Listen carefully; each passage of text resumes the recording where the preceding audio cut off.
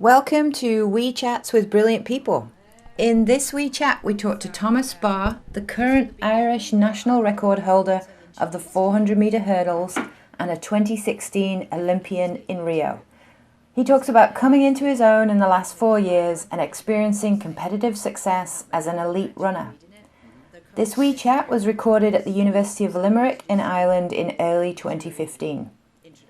He's a 4-time Irish national champion in the 400 metre men's hurdles, and in the fall of 2015 he won a gold medal at the World University Games and was awarded European Athlete of the Month. Also in that year, he was named Irish Athlete of the Year. He graduated from the University of Limerick with a degree in engineering and continued on there to earn his master's degree in sport performance. Thomas competes in the 400 metre hurdles starting on Monday, August 15th at the 2016 Olympic Games in Rio. In this WeeChat, Thomas shows how he has experienced success by learning to combine his friendly social nature with purposeful performance focus to compete at the elite world stage. And in studying his craft, Thomas has developed the mental awareness of what potential factors will impact his race and how he uses mental skills such as visualization to assist his performance. So, as you listen to how this and more have helped Thomas Barr's path to enjoying brilliant performances, you can listen, hopefully, and watch him at the Olympic Games too. Enjoy! Welcome to WeeChats with Brilliant People, hosted by Dr. Alison Rodius, Professor of Sports Psychology at John F. Kennedy University. In each episode, Alison talks to highly successful people in music, sport, and the boardroom. She digs into the mental training techniques that they use to ride out the waves that challenge them in work and in life. So enjoy these WeeChats with Brilliant People.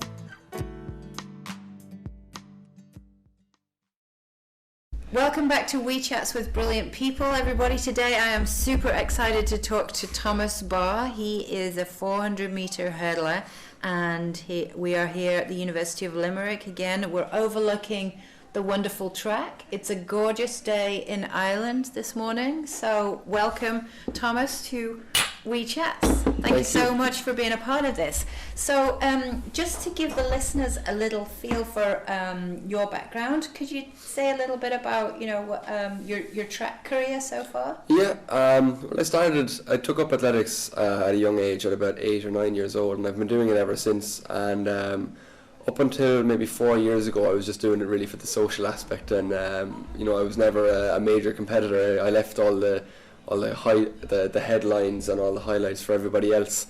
But in the last 4 years, I'm after really coming into my own, and I've become Irish national champion in the last 4 years for the last 4 years running. Cool. I've broken the Irish junior, under 23, and senior records along the way. Whoa. And I've represented Ireland at European junior, under 23, and senior championships, with last year being my best finish with 9th place overall at the Europeans. So that's a little synopsis of what I've kind of been doing in the last few years. That is amazing. And as you know, I've already interviewed your sister, so and you're 3 years younger than her, I 3 years believe. younger, yeah. So is there a good bit of banter between the two of you? About Yeah, a healthy sibling rivalry. I hope it's healthy anyway. We kind of each year, it's funny, we seem to kind of take it in turns as to who's going to have a good year or not. So I think it could be my turn next year to be on a downturn. So are you hoping to make it into the Olympic team? Yeah, hopefully. Yeah. If I can run anywhere near what I did last year or even the year before, I should be within a good shot of getting to the Olympics. Nice. And hopefully maybe making it towards we're getting through rounds. Yeah. So we'll see how it goes. When will it all be decided? When will you know?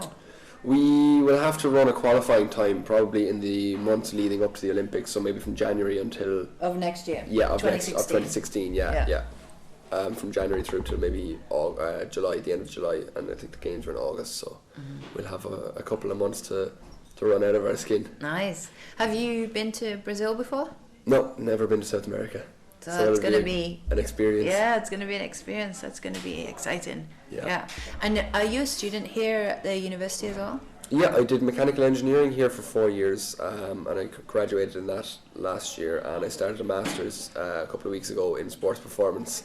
So I've kind of chopped and changed Nice. courses and stuff, but really enjoying the course so far. Yeah.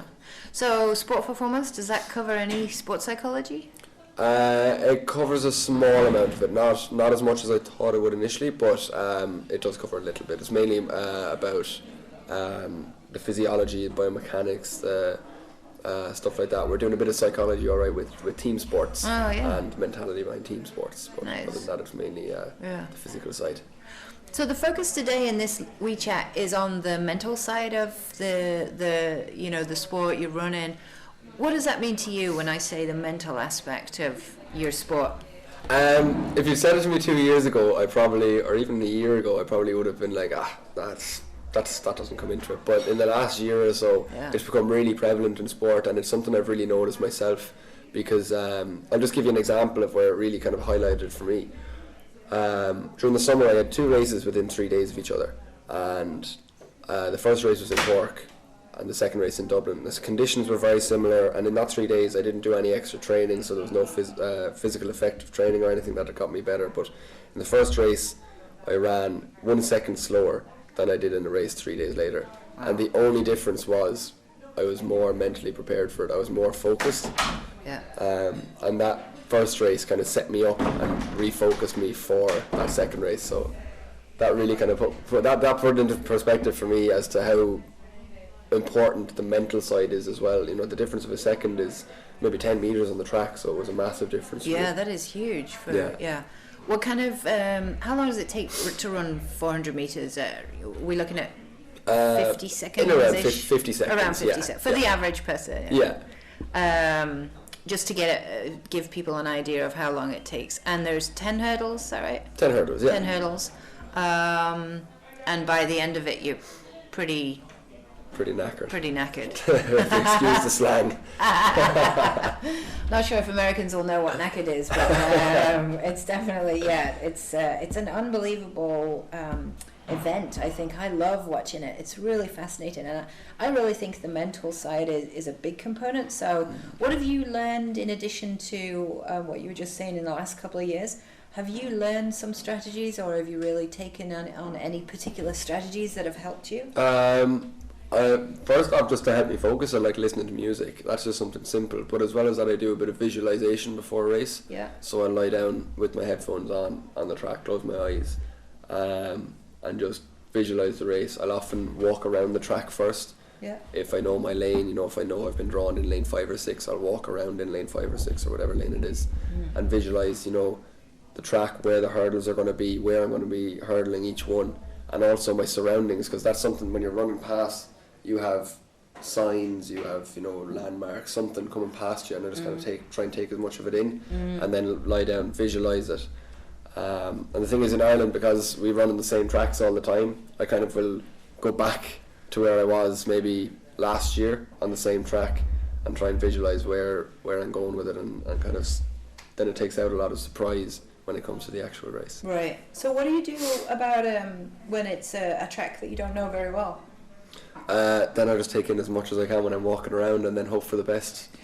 Because so you're doing that because it could be a potential distraction when you're running. So you want to have experienced it beforehand.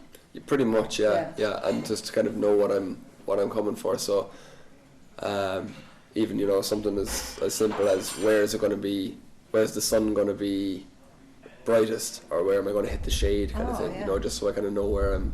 It's really just something to make me feel a bit more comfortable going into the race. Yeah. I don't know whether it's actually helping me focus, or is it just calming me down or not. Yeah. That's interesting. And how do you like to feel before a race? Do you do you like to feel calm? Do you like to feel psyched up? Or what's that for you? I like to be psyched up for my warm-up so that I'm not kind of lazy or dragging my heels or anything, but I like to remain somewhat calm, not let my nerves get the better of me. Like I'd rather be chatting to people beforehand than kind of really stuck in my own little kind of in my mind, in my bubble. Okay. So that's what relaxed means to you, is just chatting and... Yeah, being able to keep a kind of relaxed atmosphere. And when you've performed at your best, that's what you've been like. Can you recall, like, that's what you were like beforehand? Yeah. Yeah. Do you do anything particular to get you into that mind frame? Nothing in particular, no, that I can think of, other than just almost distracting myself slightly from the race once I've kind of the visualization definitely helps to calm my nerves in the fact that I know what I'm going into, and then just being able to remain somewhat relaxed, rather than, because often if I get stuck in my own thoughts for too long, I could get overwhelmed. Right. Yeah. So when you get stuck in your own thoughts, what does that mean to you? What where do you go? What kind of things do you go into? I could be thinking about who I'm racing against. If I'm racing against higher caliber guys, that could go, that could play in my mind, and I could be putting myself down and digging myself a hole, basically. Or I could be thinking, my ankle is a bit sore, or if I have a labral tear in my hip, which is a tear in the cartilage, and that's something I just have to manage. And I could be thinking, that's feeling a bit sore today, and all these kind of things start to creep into mainly negative things. Yeah. And they just start to, they can start to wear me down and drop my confidence a bit, maybe.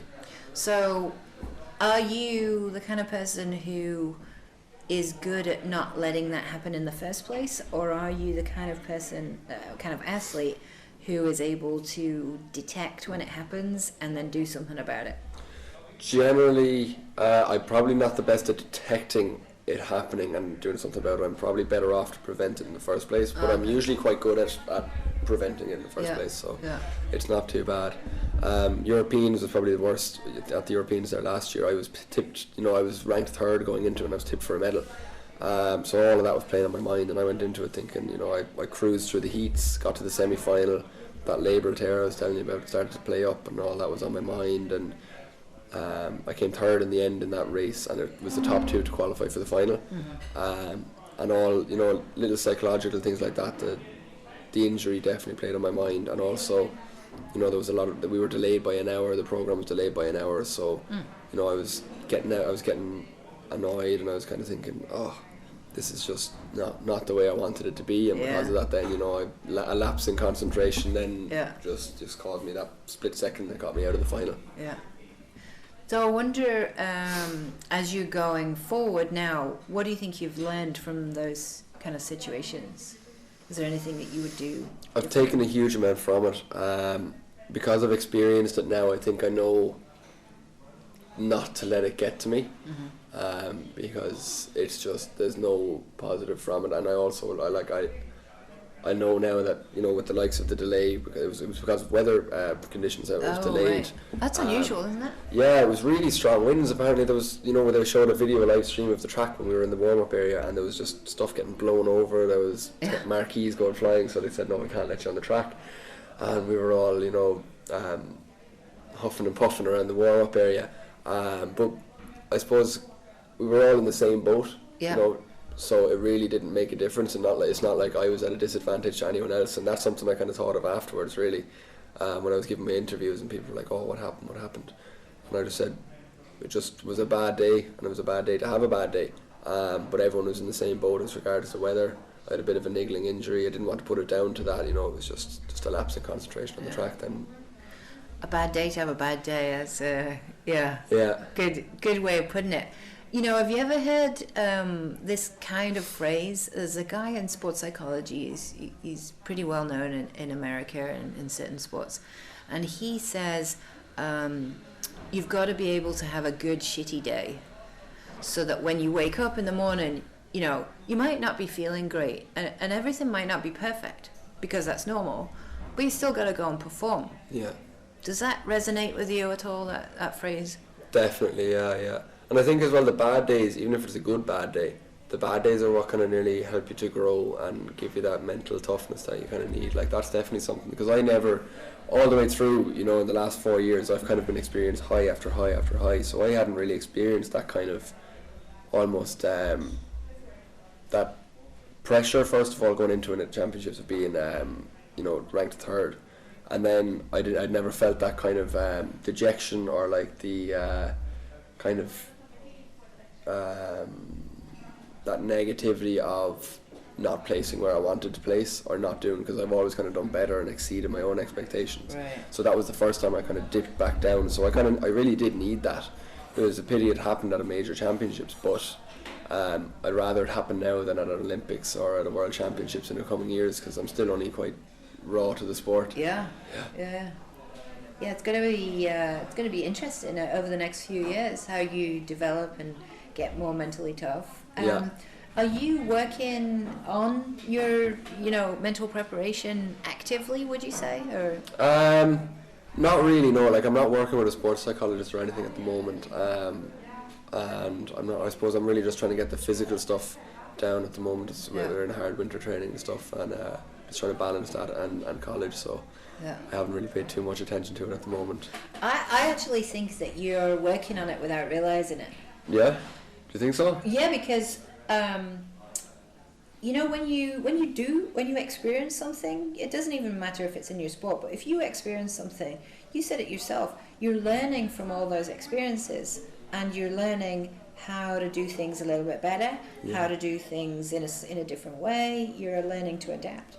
All that plays into the way that you think and feel, and so that you are working on your mental game, if you like. You just don't realize that you are. Oh, okay. Well then, maybe I am actually working on it. I like that answer. Yeah, because, I think you've realized that it is a big component. Obviously, I'm biased because, it's my job to think about the mental side of the sport. But I think a ton of people have a lot of natural ability to be able to do that, and that's got you really far. And you said you've not worked with a sports psychologist, which a lot of people do, and but a lot of people also don't necessarily have the chance. But you did say visualization. Where did you get that from? That's just something that I think it was just something that it was recommended, or it was something that other athletes had done. I thought it was a good idea. Recommended from a coach? I think so. Yeah, I think it was my coach.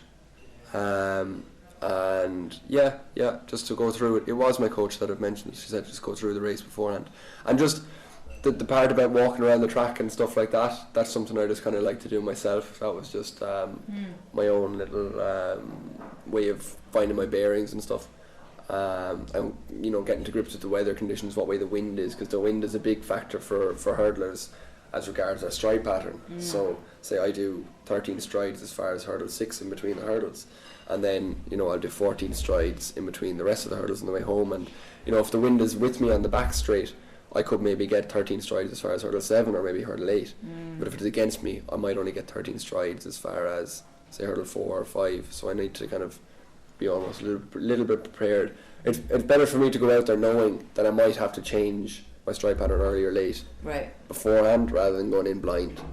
So I can kind of be a little bit more prepared, try and take out as many variables as possible. Very wise. Very wise.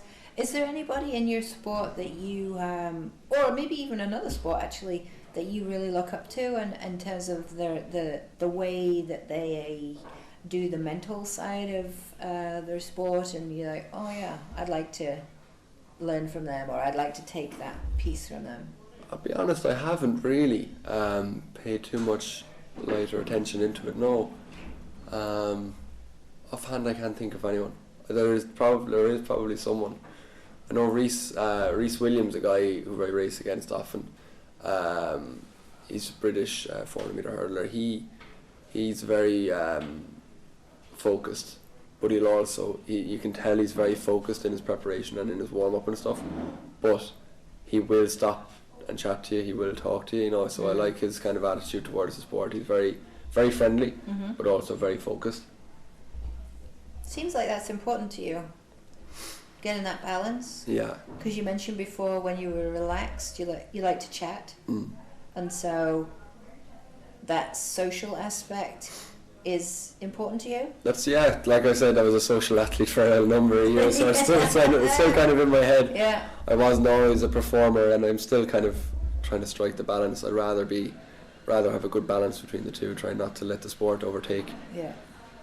So, yeah, that seems like it's important to you, because the focus piece is also the key, you know, and getting yourself, you know, that sounds like it's really the 2 F's. Yeah. Friendly and focused. Yeah. Right, I like that. Yeah. And that you know, that could be, it seems like that's the balance to you. Obviously you don't want to be too friendly because it'll distract you. Yeah, and you won't get anything done. You won't get anything done. Yeah, you'll be chatting away. Oh, I missed the start of the race. And focused, yeah. So when you say focused, there's lots of different interpretations of what focused means. So can you just describe that to me? Well, as regards maybe in the warm-up area and stuff, focused on your drills, you're not distracted looking around you, what else is going on, focused on what you're doing at that time, making sure you're getting everything done, and as well as that, getting it done in a timely kind of manner, because you only have maybe 45 minutes to warm up before a race, and the race isn't going to wait for you if you want to wait around. So you have to make sure you get everything done. So that's kind of where I would put the focus thing, and as well as that, focusing on the race, so thinking ahead all the while you're warming up, thinking of the race as well at the same time. And then not going beyond that. Yeah. The race is everything. Yeah, exactly. What do you do after a race in terms of the mental side? Anything in particular do you... Depends how the race goes, really. If it goes well, I just like to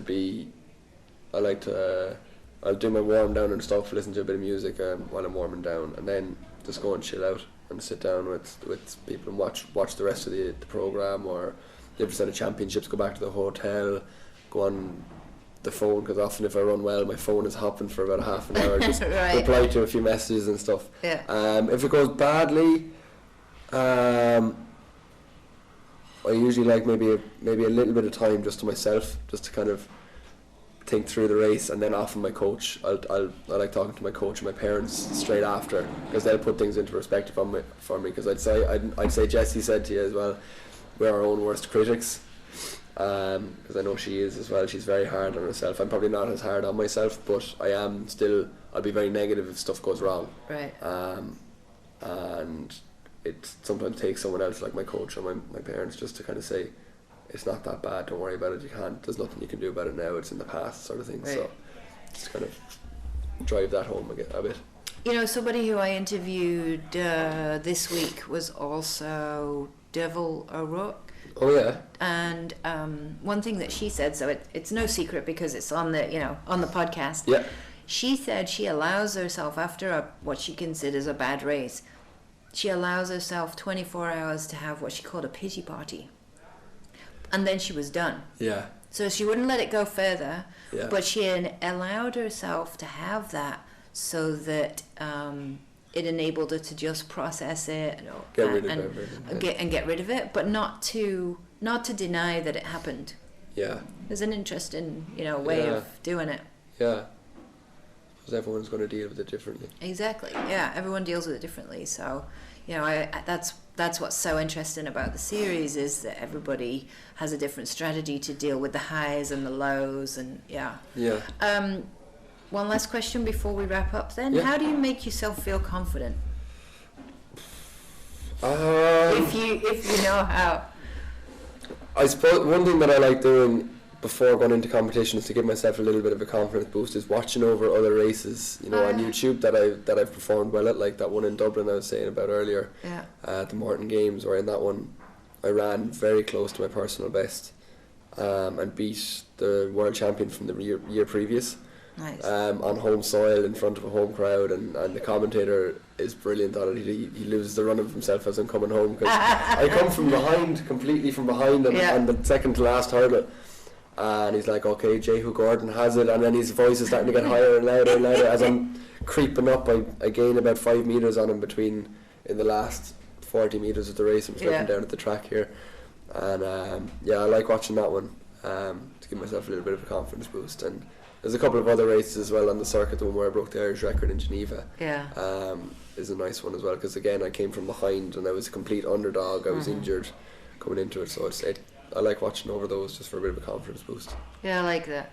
As you're describing it as well, and people obviously can't see this on the podcast, but you're smiling a lot when you say it, and that can relax you too. Yeah. You're just thinking about it, smiling, like, okay. I'm thinking I want to replicate it, go out and do it again. Exactly. I got this. Yeah. Yeah, I like that. Nice. Okay, well, one last question to wrap up. I've been asking this of everybody. Okay. If you knew you couldn't fail, what would you try to do tomorrow? If I knew I couldn't fail. Does it have to be sport related? Could No, be anything. could be anything. I'd love to be a rally driver. Nice. Yeah.